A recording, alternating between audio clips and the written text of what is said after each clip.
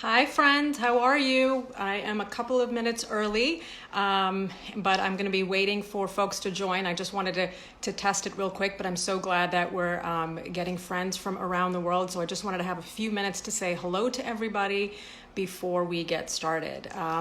I want to welcome you all. I know that everybody is joining from different parts of the world and from different time zones, so it's very exciting, and this tells me that everybody cares about their mental health and that everybody wants to have a quick check-in.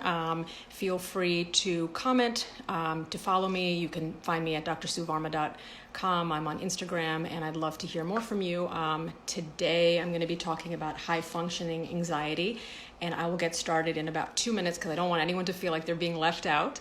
And I will introduce myself formally, but I want you all to get started. I'm saying hello, I see hearts, and I just want to get everybody together. So I will try to answer questions if I can, but if not, feel free. I will be posting this, Medscape will be posting this, so feel free to drop our comments. I was very happy to join Dr. Drew Ramsey a few weeks ago, and we were talking about mental health in professionals, in healthcare professionals, and today we're going to be continuing that conversation. And so I'm very delighted to be able to speak to all of Medscape's community today. And we have about 1 more minute, and I will be introducing myself shortly. So thank you all for joining. I know that you're taking time out of your busy schedules, and it means a lot that you care about mental health. So I'm going to get started. I'm going to introduce myself. I am Dr. Sue Varma. I am a clinical assistant professor of psychiatry at NYU Langone. I'm a board certified psychiatrist, and I'm a cognitive behavioral therapist and couples counselor in my practice. And today I'm going to be talking to you about high functioning anxiety. And what's interesting to me about this term and why I wanted to talk about it is that it's not an actual technical medical term. So if you open the DSM-5, which is our standard, manual for psychiatric illnesses, you're not going to find this in there. Why?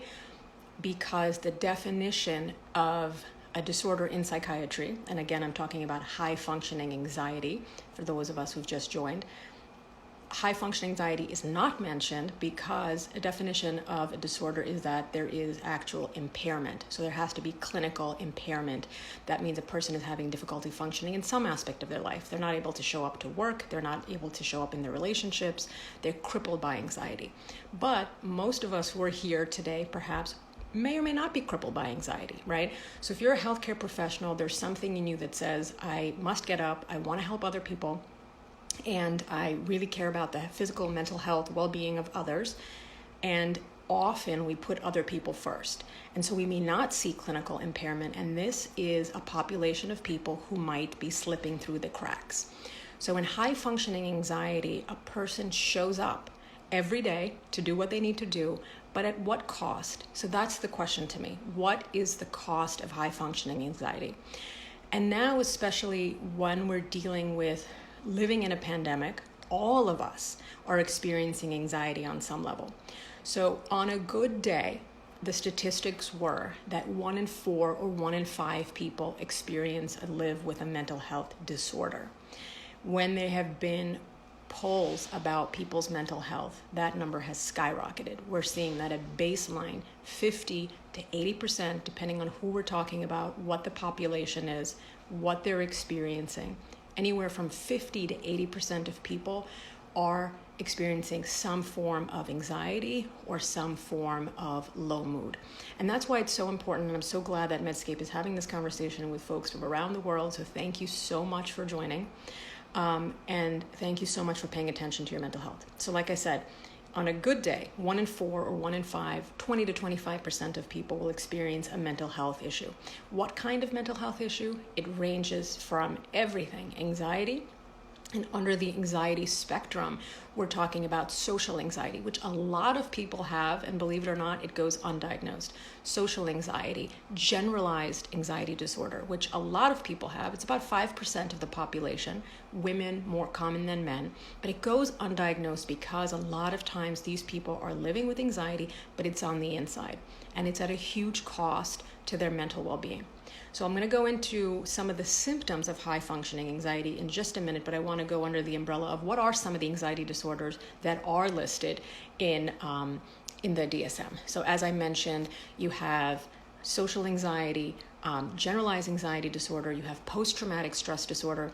And I'm familiar with post-traumatic stress disorder because of my work as former 9/11 mental health medical director at NYU, working with everybody from residents in downtown Manhattan who were affected by 9/11 to cleanup and rescue and recovery workers to frontline NYPD and FDNY. And so I have a little bit of experience of people dealing with anxiety, about trauma and resilience, and I think that all of this sort of ties in together, especially when we're looking at physicians on the front line.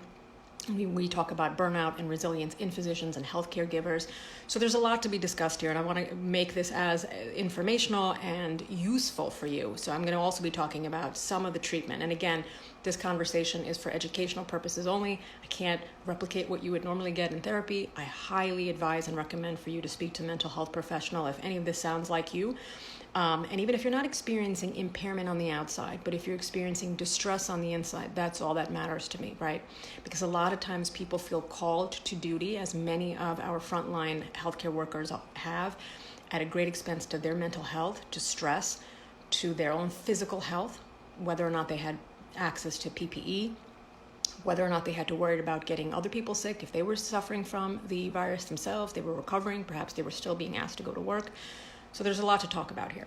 But again, under the general umbrella, generalized anxiety, post-traumatic stress disorder, social anxiety, obsessive compulsive disorder. So these are just panic disorder. These are just some of what are the diagnosable conditions that we talk about. But high functioning anxiety, unfortunately, is not one of them. And this is a person, like I said, who feels called to duty, who might be feeling some level of perfectionism, who has really a difficult time relaxing, has a difficult time letting go, who is perhaps very much work-oriented, who very much cares about being able to achieve and to show up. And what's interesting to me about anxiety in general is that we can think of it as an inverted U-shaped curve, so an upside down U.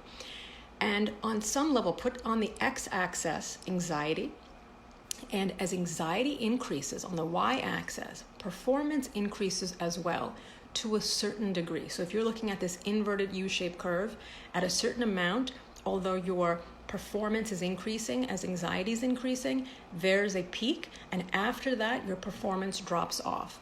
And this has been known time and time again that high-functioning anxiety folks have a hard time letting go of their anxiety because they're afraid that their performance is going to drop. So they think that they need their anxiety, and that's what's so hard for a lot of people to let go, because they say, number one, this is who I've been my whole life. This is part of my personality. That's the first thing they say to themselves.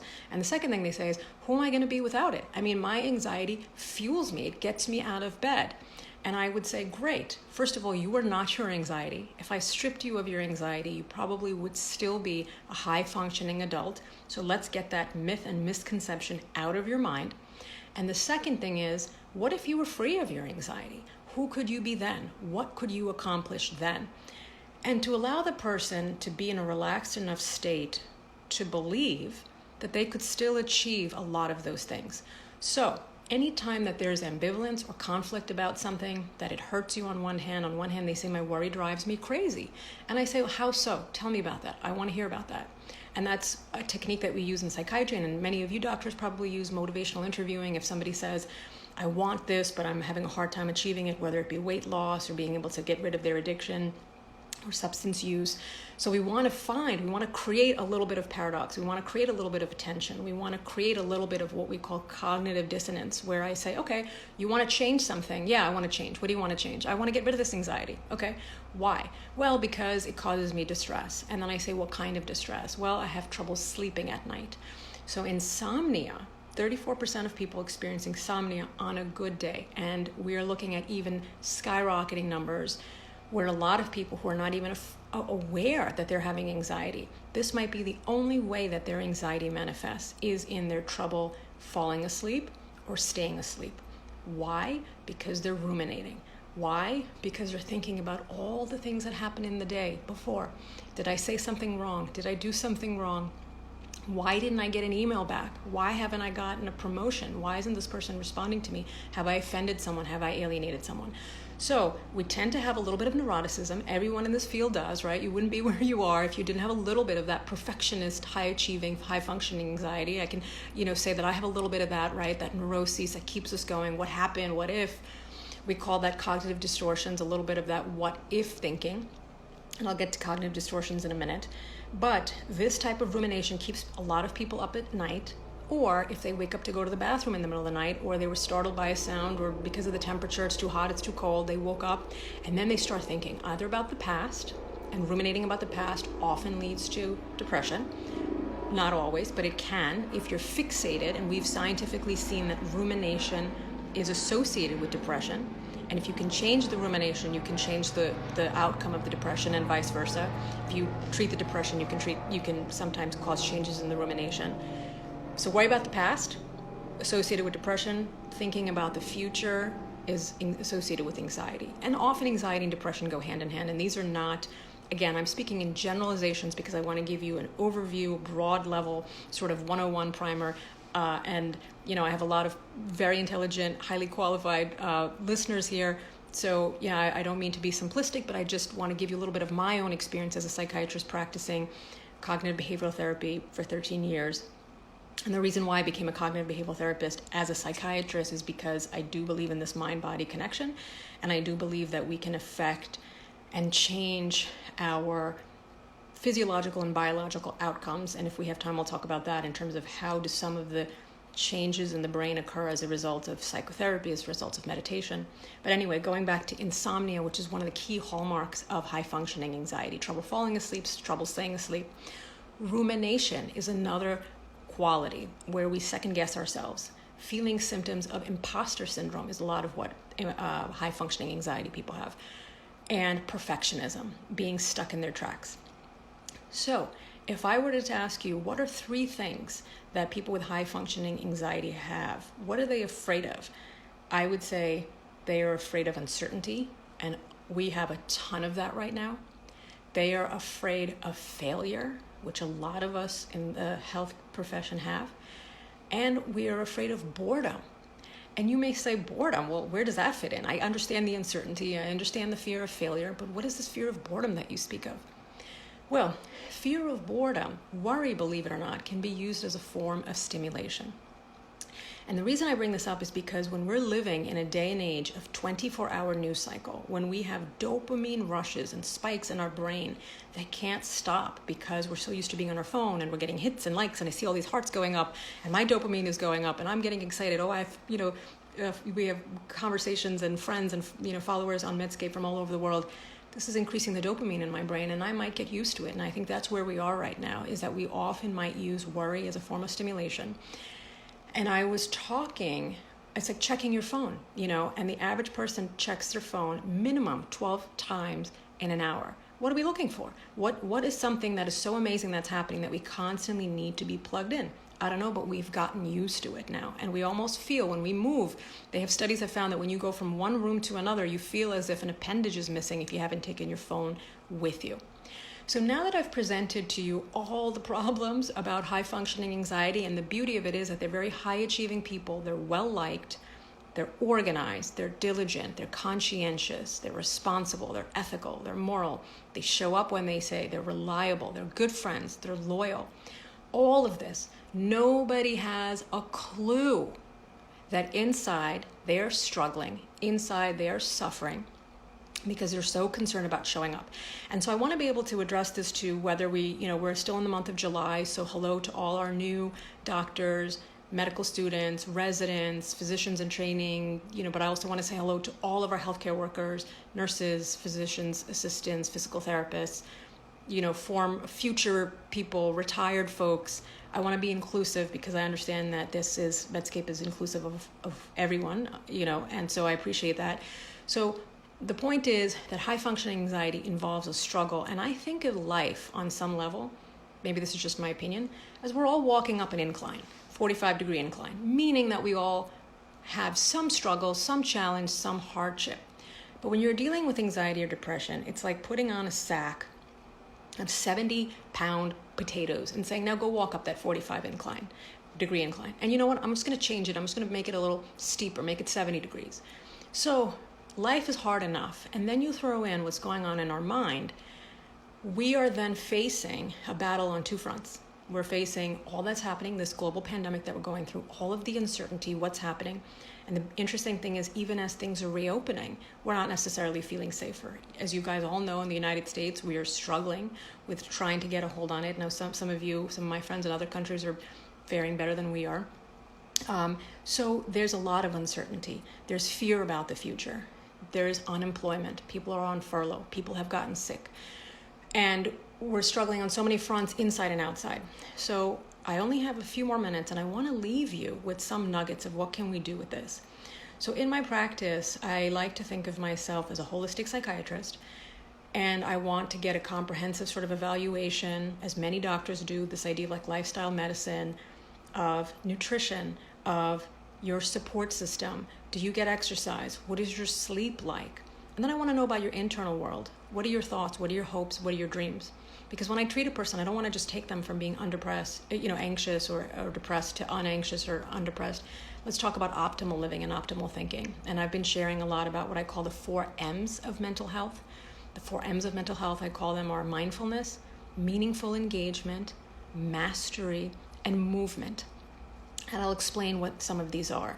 And again, this is just one little tidbit. There are so many evidence-based treatments of anxiety. Cognitive behavioral therapy is one of them. And again, I want to repeat myself, high-functioning anxiety is not in the books. This is not a medical term, but I'm seeing it so often, and I'm afraid that folks who don't display outward signs of impairment are going to fall through the cracks, because there is a lot of stigma, there's a lot of shame. Doctor burnout is real. 1 physician a day dies by suicide in the United States. Physician suicide, medical student suicide, these are all subjects that are concerning to me. These are things that we can do something about. Yes, we have to change a better system. We have to have a better system. Physicians are held to such a high standard. And what's happened in the global pandemic is that sometimes they've had to make decisions between themselves, their own lives, their families' lives, and their patients' lives. And that makes me sad, because we want to be able to take care of everybody.